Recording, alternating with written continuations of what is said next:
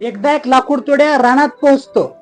रानात पोहोचल्यानंतर इकडे तिकडे त्या झाडांकडे पाहत जोरजोरात रडायला लागतो. झाडं त्याला विचारतात, काय झालं, तू का रडतोस, तुला काय हवाय? लाकूड तोड्या म्हणतो, माझ्याकडे कुऱ्हाड आहे, पण त्या कुऱ्हाडीला दांडा नाही. छोटस लाकूड द्याल तर बरं होईल. झाडे भावनिक होतात, त्या झाडांना दया येते. चिंचेचं छोटस लाकूड त्या लाकूड तोड्यांना ते झाडं देतात. लाकूड तोड्या छोटस चिंचेचं दिलेलं लाकूड घेतो, त्या कुऱ्हाडीला लावतो आणि त्या जंगलातले सपासप झाडं तोडायला लागतो. झाडे किंचाळतात, झाडे ओरडतात. त्याच्यामधलं एक झाड म्हणतं, आता किंचाळून ओरडून फायदा नाही, कारण आपण आपल्या स्वतःच्या हातानं आपला नाश करून घेतलाय. या छोट्याशा कथेमधून आपल्याला काय शिकायला मिळतं? तर आयुष्य जगत असताना कुणाला, कुठल्या व्यक्तीला कशी मदत करावी याची समजही आपल्याला असणं खूप गरजेचं आहे.